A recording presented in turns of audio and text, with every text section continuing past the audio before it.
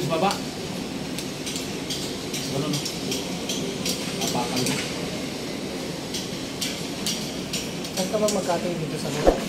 Ha? Dito ka magkating dito. Ito? Sila po kasi. Diba? May dito. May dito pa.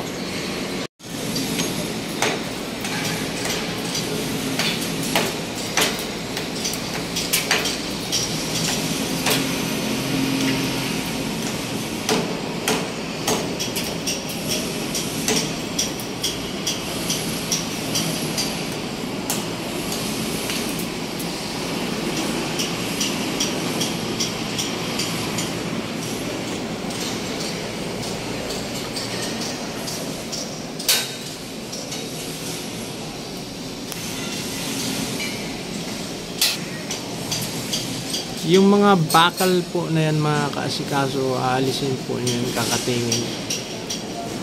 Tulad nitong mga yan. Yan. So, kakatingin natin yan. Nasa exterior po mga kaasikaso. Medyo masilan po dahil siyempre delikado. Nasa gilid po ng building. So, mataas-taas na rin po yan. Hanggang baba po yan. So, dublin lang po natin pag-iingat mga idol. Para sureball po tayo na wala pong maging problema.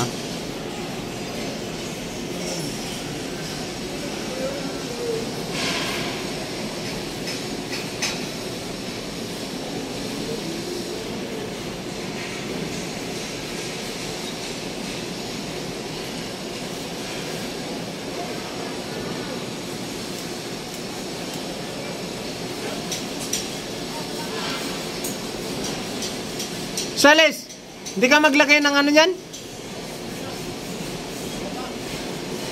Oh, lagyan nyo kasi delikado. Laglagan yung mga apoy yan. Lagay kayo ng fire blanket.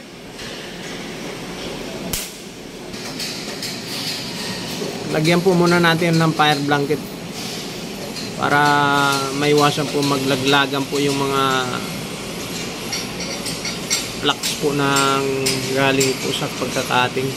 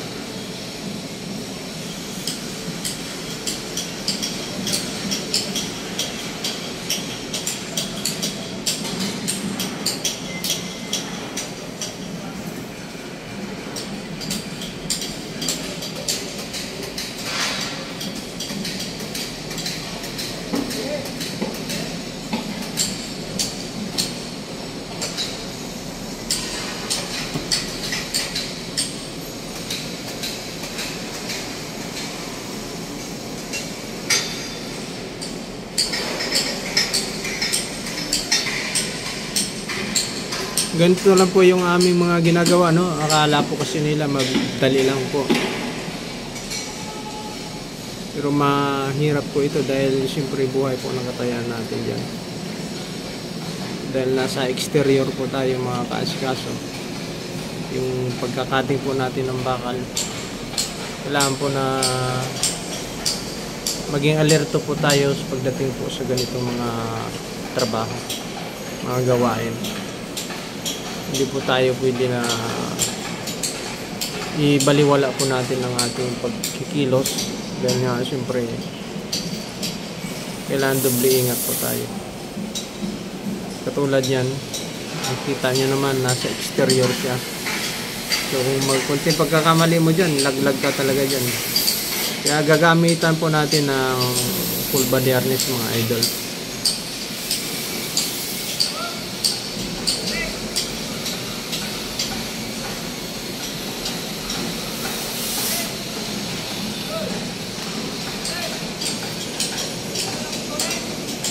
Alright, so babaguhin po natin ang sit up mga kaasikaso dahil matatamaan po kasi yung mga salamin.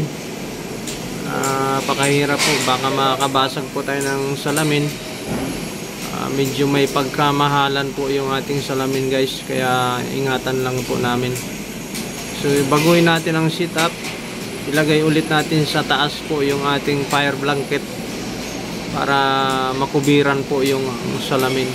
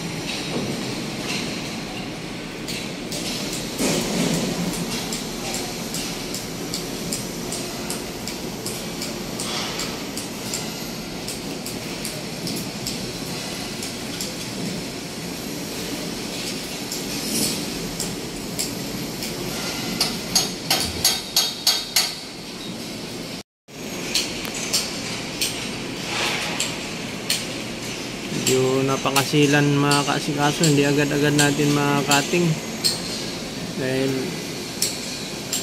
kailangan talaga natin ng magandang preparasyon para sa ganun makaiwas po tayo sa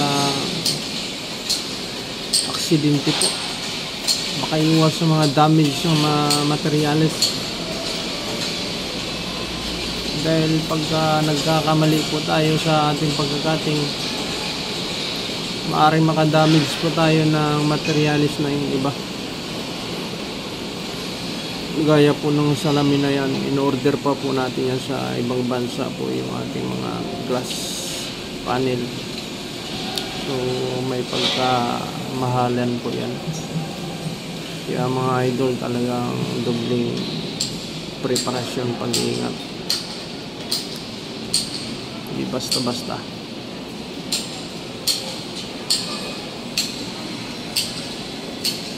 Ano? Napakalalim po mga idol. Napansin niyo po.